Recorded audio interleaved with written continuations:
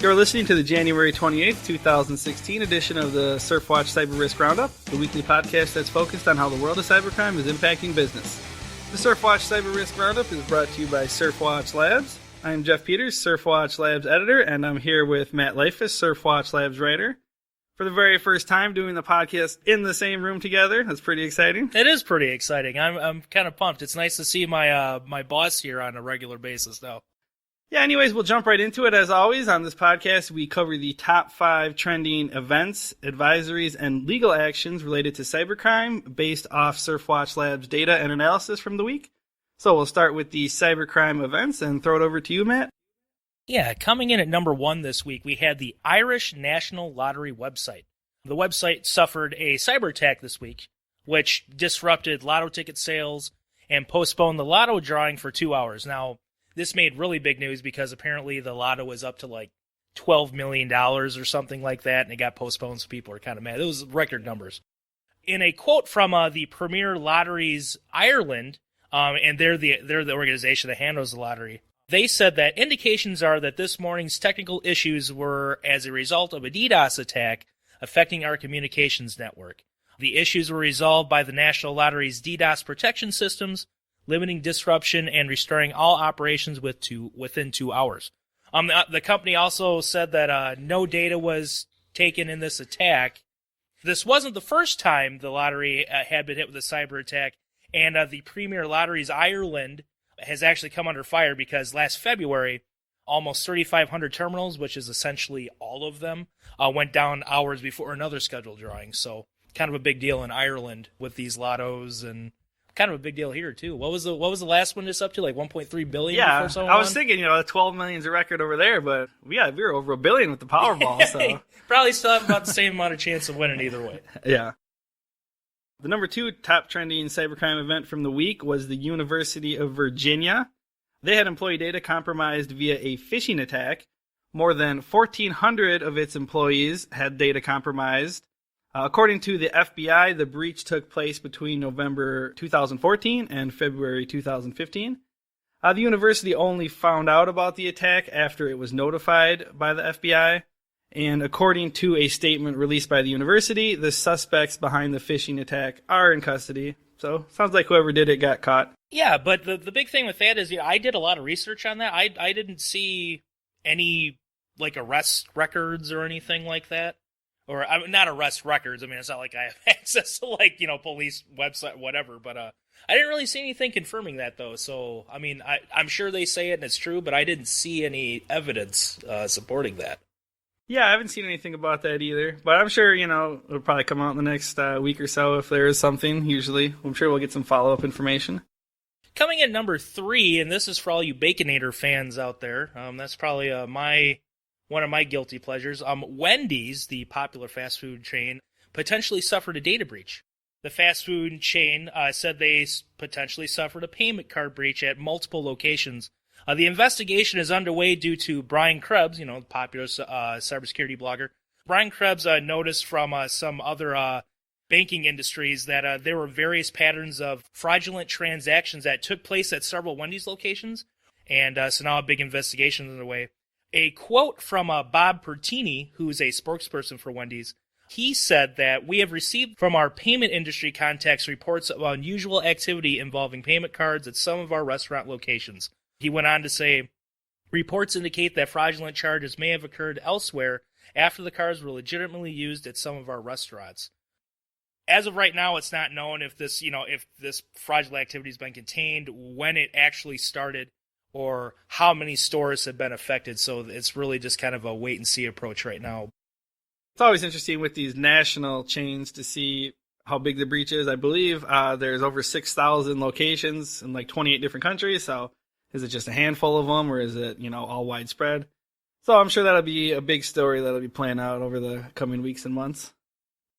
Yeah, and then the number 4 top trending event of the week had to do with Centene Healthcare. They were affected by a data breach.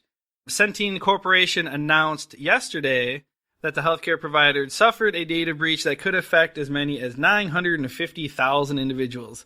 And this is due to the company being unable to find 6 hard drives. The hard drives were marked as part of its inventory, but they remain unaccounted for.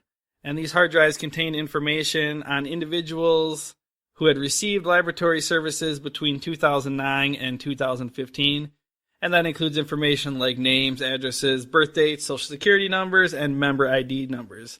The company said the hard drives do not have any financial or payment information, but close to 1 million people could possibly be affected by this breach. Coming in number 5 this week, we have the aerospace manufacturer FACC. They are reporting that they lost $55 million in an apparent business email compromise attack. The company's accounting department was the target, and hackers were able to make off with about $55 million. There's not a ton of information on this, but we'll go over what we do have. It does appear that no data or intellectual property was attained in the attack. FACC explains the events in this following statement. On January 19, 2016, FACC AG announced that it became a victim of fraudulent activities involving communication and information technologies. To the current state of the forensic and criminal investigations, the financial accounting department of FACC operations was the target of cyber fraud. FACC's IT infrastructure, data security, IP rights, as well as the operational business of the group are not affected by the criminal activities. The damage is an outflow of approximately 50 million euros of liquid funds. It's kind of vague as to what actually happened reading this, but it sounds kind of like business email compromise, where they just took, liquid cash right out of an account, but right. Who knows for sure? Yeah, we don't know if the accounting department was tricked into wiring money. We don't know how the funds were stolen, but $55 million from a business email compromise, that's a large amount. We've seen that before in a couple other stories. That's becoming a pretty popular method of phishing, this whaling or business email compromise. So not really a surprise. On our other podcast, the Cyber Chat, we actually talked about quite a bit about business email compromise with Great Horn's Kevin O'Brien. According to what they saw, 93 to 97% of all cyber attacks start with a highly targeted communication-based attack, and that's typically a spear phishing email. And then we talked quite a bit about business email compromise and some of the interesting things that they're doing to kind of try to combat spear phishing. So if you're interested in learning a little bit more about spear phishing and business email compromise and all that stuff, you can check out the Cyber Chat podcast. Moving on to the top 5 cybercrime advisories from the week. The first couple have to do with ransomware. As always, ransomware is one of the big things in the news, and they actually discovered a new ransomware strain called 7. So this new ransomware is pretty interesting. Matt and I were just talking about this before we started recording, because this ransomware doesn't only encrypt files like traditional ransomware does. It's like each evolution, they just keep upping the game a little more. This one actually disables some keyboard functions, so it makes it impossible to remove, or almost impossible to remove, the ransom note from the computer screen. So now not only do you lose your files, but you have that stupid note in your face the whole time. That's kind of funny. Yeah, and impossible, let's just say that it would be impossible for probably 90-some% of the population, because, there's always little things you could probably do to get by things, but, your average computer user is not going to know that. And it disables a ton of keys. So you are left with the message, whatever message they use to say, you've been hacked or, pay this much money. One of the big things about this attack that we've seen is that they are demanding a really big ransom for this attack. On average, it's looking like they're asking for $5,000 or about 13 Bitcoin. And typically, Jeff and I talk about this quite a bit. You see a lot of ransom demands in the amount of I want to say $500. Yeah, it's usually a couple $100. I didn't realize they were asking $5 grand. Yeah, stepping up the ransomware game, it looks like. So, obviously, probably a good chance people are paying it. I don't know what I would do if my computer was completely stuck. But this is an interesting attack that's going around. That's a lot of money, though. $5,000. Yeah, it is. That is a lot of money. Moving on to the next advisory, we have we're talking about this again. It seems like we talk about this quite a bit. The Angler Exploit Kit. Angler Exploit Kits are delivering CryptoWall 4.0, and you guys have heard about CryptoWall 4.0. I want to talk about this because one of our data analysts, I thought this was pretty neat. It's a kind of a neat intro about the Angler Exploit Kit, and this is what they wrote. The Angler Exploit Kit takes its name from the anglerfish that dangles a lure for other creatures who thinks it's prey. Once the creature attacks the lure, the anglerfish devours the hunter in one bite. I thought that was kind of interesting. Our analysts are getting poetic. They are. The Exploit Kit has been around for a while. It is a one-stop shop for hackers to set up a criminal enterprise. They can buy the Exploit Kit preset with websites, applications, malware, everything, in which they only need to load it up to get started. The Angler Exploit Kit is notorious for exploiting vulnerabilities, and with the CryptoWall 4.0 paywall, it has just become even worse, obviously. When ordering the Exploit Kit, criminals can specify the types of vulnerabilities needed to exploit, so they don't have to do the work of finding them all and coding them to websites or adware themselves. So, again, another situation, just trying to find easier ways of targeting people, more effective ways. Evolution of some of these tools, it just keeps happening. Yeah, and I know the Angler Exploit Kit, a lot of people have written about that the last year, and it's really become the number one exploit kit out there that people are using by quite a bit from the numbers I saw.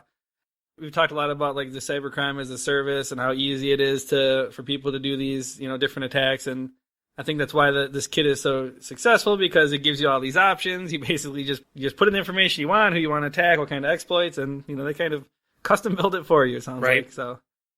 Then there was this other report out there. This is the number 3 trending advisory. A lot of people have been talking about healthcare data breaches. That was a big thing of the past year. And a new report was released by BitGlass, and they concluded that more than 113 million Americans were affected by healthcare data breaches last year. That's quite a bit. That's like, 1 in 3. Well, I think it was like 80 or 90 million was just Anthem, wasn't it? Yeah, and so they put out some numbers, which I'm not really too big of a fan of because I think they're kind of misleading. Like it says, I didn't actually read the report, I'm just taking the bullet points. So I'm sure there's more nuance in their actual report. But it says, only 12.6 million were affected in 2014. But then they go on to say, lost and stolen devices were 68% of records in 2014, and now it dropped to only 2%. So we talk about on this podcast all the time. In fact, I think we just talked about it earlier, the 6 hard drives that went missing and almost 1 million people. Right. So I think that still happens all the time. But yeah, when you throw in 80 million something people or a couple million more from these different insurance companies, yeah, that's obviously it's gonna fudge the numbers. It's gonna skew the numbers. Touch, yeah. But I think if you look at the overall number of incidents that occur in the healthcare sector, I'm still pretty confident in saying that the vast majority are because of laptop gets stolen, USB gets stolen, hard drives get stolen or lost, things like that. Yeah, to say that only that lost and stolen devices only accounted for 2% of data breaches in 2015. Well, I can tell you right now, I go through the news every day, and I'd be hard pressed to say that there wasn't a week that I didn't read an article or something about that happening. So yeah. Moving on to the number 4 trending advisory for the week, we're going to talk about Google. And Google is saying that they blocked more than 700 million bad ads in 2015. That's quite a bit. In the report released by Google, the company is claiming they have disabled more than 780 million ads, 780 million, so that's significantly more than 700 million, that violated Google's policies. Google is saying the blocked ads in several different categories, including pharmaceuticals, counterfeit goods, and weight loss ads. Weight loss ads are quite a big thing. I have personally seen some of those, and they are all over the place. Google has said more than 17 million trick-to-click ads were disabled as well. So, trick-to-click ads, Jeff, do you kind of know what that is? I mean, it sounds self-explanatory, but maybe it's not. Yeah, my understanding is those are just ads that basically you're trying to trick people into thinking they're not an ad, so it doesn't really look like an ad or feel like an ad. Maybe you don't have a border on the ad, things like that I think Google looks out for. That makes sense then. Yeah, and one interesting thing related to all these blocked ads and bad ads, I saw a headline, and a lot of people, if you ever go on Reddit, people on Reddit are, always talking about ad blockers. But apparently there was a top ad executive, I believe it was, let me see here, Randall Rothenberg, the president and CEO of the Interactive Advertising Bureau. He delivered a speech at the firm's annual leadership summit this week, and he has this quote. I'm not even sure what this means. Maybe you can help me out, Matt. But this article says that he lashed out at these ad blocking companies, calling them the immoral, mendacious coven of techie wannabes. I don't think I've ever heard the word mendacious. What does that mean? I don't know. I don't think I've ever heard that before. Sounds tough. Oh, mendacious. Quick Google search. That is not telling the truth. Oh, okay. Oh, shows how smart we are. Yeah. But anyways, I thought that was interesting just because we talk every week on this podcast about malvertising, and now we're talking about Google finding, $250 million in bad ads. So I get the perspective of people who want to use these ad blockers, but yeah, this, obviously if you're in the advertising business, you don't want everyone blocking your ads because that's how you make money. Which, if we're being honest, Jeff, I don't think a lot of people do the ad blockers to protect themselves. I think they just want to see the ads. But it also does help protect you. It is going to affect another group of people that are making money off of it. So this guy, at least from this couple articles I saw, he's pretty worked up about it. He's going on vacation, I'm thinking. He sounds pretty upset. Moving on to number 5, phishing attacks increased in 2015. Not a big surprise to me. We see numbers going up all across the board in many areas. This new report, however, was released by Wombat Security Technologies. And again, they found that phishing attacks increased in 2015 as compared to statistics in 2014. The State of the Phish report, as it's called, found that 85% of participants in the report said that they had been a victim of a phishing attack, which was up 13% from the previous year. Spear phishing attacks were also reported by 67%, which was up 22% from the previous year. Here's a quote from Trevor Hawthorne. He's the CTO of Wombat, kind of like an executive summary or conclusion. Phishing continues to be a highly effective attack vector that is increasingly responsible for a significant percentage of data breaches in the market today. He went on to say, in spite of continued investments in a number of popular security technologies, phishing messages continue to reach end users and can result in serious damages to a company's critical data and reputation. And that really shouldn't be surprised. That makes a lot of sense. It's such an easy attack to pull off, and you get one person to fall for it, and you can compromise an entire organization. Yeah, now moving on to the third section of the podcast, the top trending legal items. The number 1 story, I thought this was pretty interesting. It was actually kind of a slow week for legal news, but there was one pretty interesting story that stood out to me. There was a letter that was sent from 7 members of the House Committee on Oversight and Reform, and they sent this letter to 24 different federal agencies. And this has to do with the December vulnerability in Juniper Network Screen OS software. So what happened there was Juniper Networks, they discovered unauthorized code, and this code could allow a knowledgeable attacker to gain administrative access to certain devices and decrypt VPN connections and basically eavesdrop on these encrypted communications. And this had been around for a couple years, and some people have tied this backdoor indirectly to the NSA, but not to go down that whole road. He put out a Wall Street Journal editorial about it as well, and in the editorial he said that after this backdoor came out, Juniper issued a patch right away, and he says that within a matter of hours, the banks were forced to share the extent of their use with the Security and Exchange Commission. And, they still don't really know what's going on with these 24 different 24 different federal agencies. So they basically said, hey, we're giving you to February 4th to do these 4 things, to send us, information about whether the agency is using this Juniper Screen OS platform, what corrective measures they're taking, and then, basically proof that shows that they actually deployed this software patch to mitigate this. Because essentially the claim is that foreign hackers could be eavesdropping through this backdoor on all this encrypted government communication. So they're trying to get to the bottom of that. And he said in the editorial that if these agencies fail to respond, they will be called before Congress to explain why they couldn't produce this basic information. So it'll be interesting to see if these government agencies were affected by this backdoor and if they patched it and, once they get all that information together. Kind of an interesting story, I thought. Coming to number 2 for the week, we have a class action lawsuit that had to deal with the Georgia breach of voter data, and I think you guys heard about this. It was like millions of people. I think it was like 6 million people that were affected, if I remember. Well, this class action lawsuit has officially been dropped. The class action lawsuit related to the data breach at the Georgia Secretary of State's office has been dropped after the plaintiffs said they had achieved their goal of bringing attention to the issue and making sure it does not happen again. That's so sweet, isn't it? I know, so nice of them. Isn't that so nice?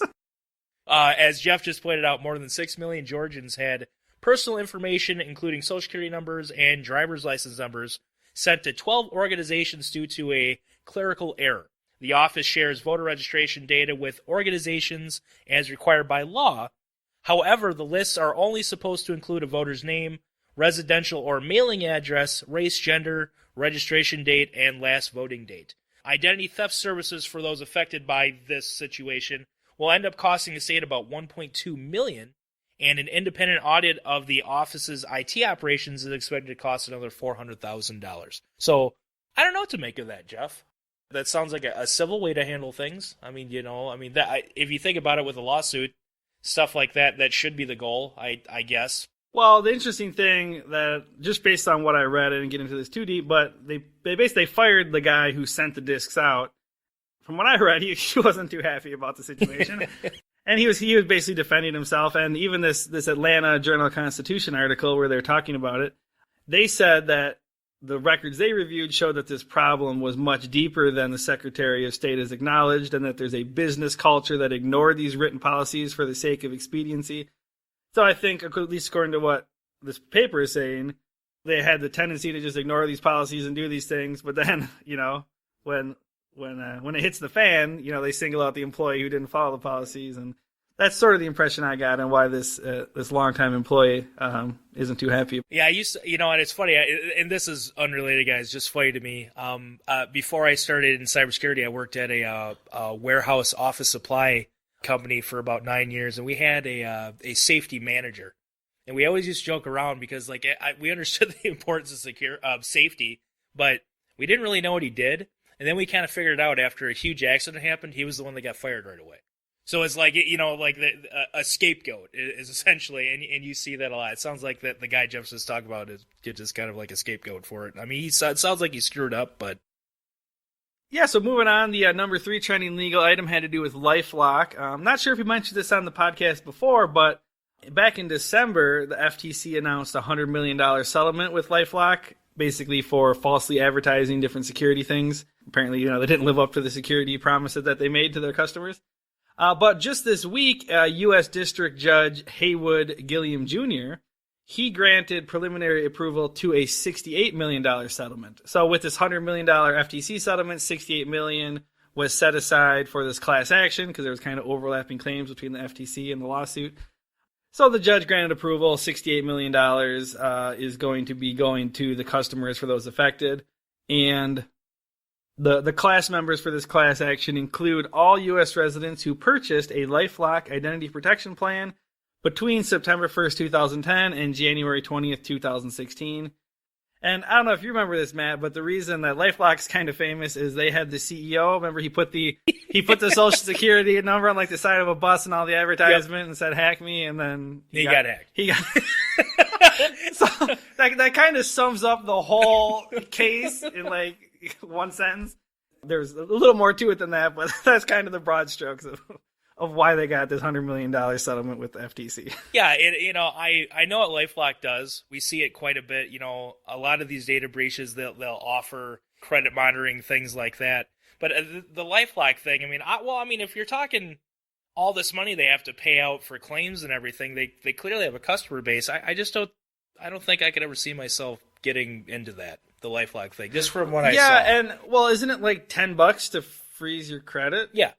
And it's right. I don't really know much about LifeLock and all these different credit monitoring things, but how often do you use your credit? When you buy a car, and if you need a new credit card, and if you buy a house. Yeah, credit card, house, car. So it makes sense to have your credit frozen 98% of your life and then unfreeze it when you need to.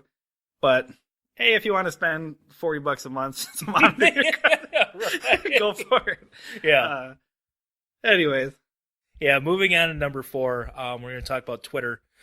There was a Twitter privacy lawsuit, and that was just recently withdrawn.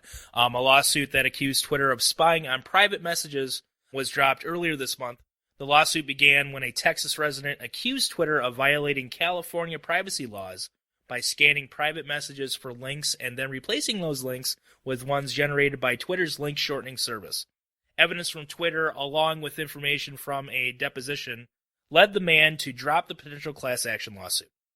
Yeah, that news isn't very exciting. Like I said, it was a slow news week, running off the top Twitter. 5. Yeah. It's Twitter, so, Yeah. People, It didn't really say what evidence Twitter presented, so I'm kind of curious why he dropped it, but if they just said, hey, you have no chance of winning, or what they did.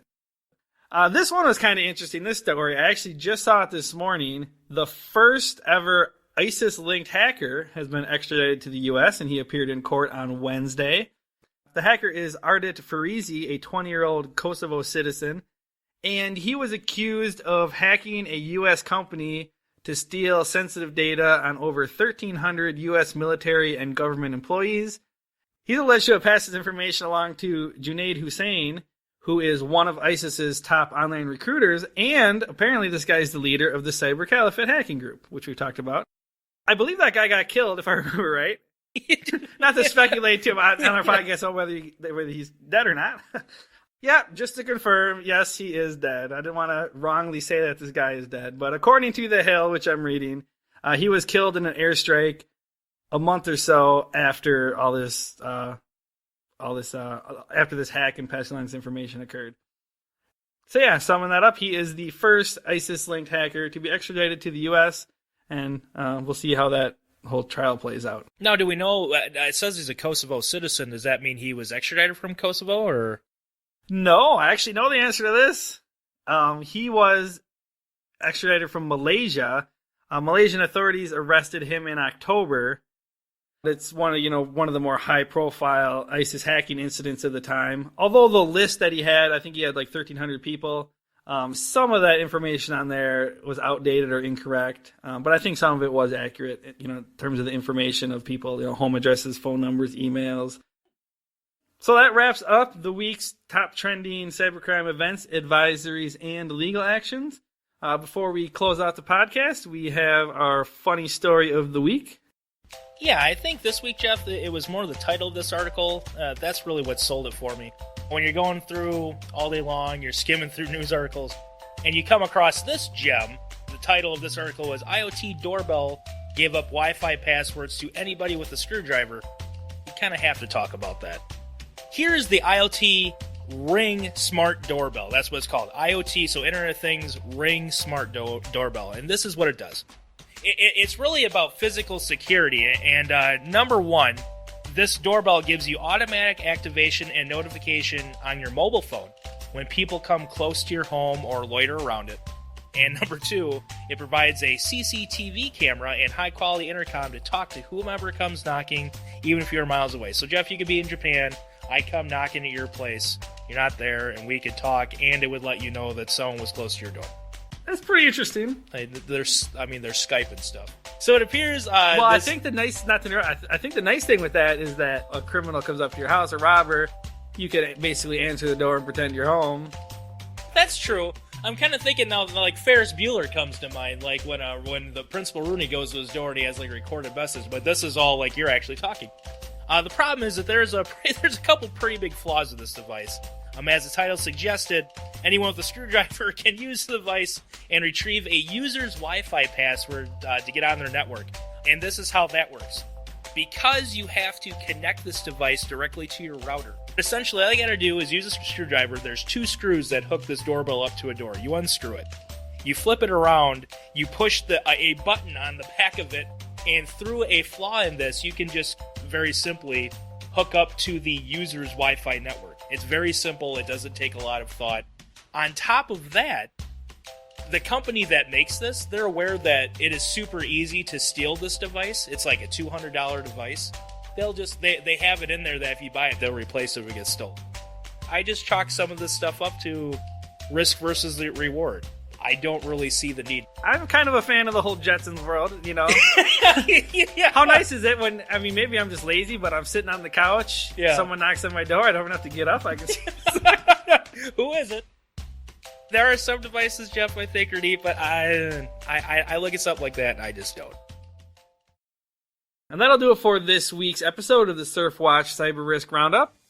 As always, the Surfwatch Cyber Risk podcast is brought to you by Surfwatch Labs. Surfwatch Labs delivers cyber risk intelligence solutions that help organizations understand the potential for cyber attacks, determine the impact of their business, and proactively address threats head-on.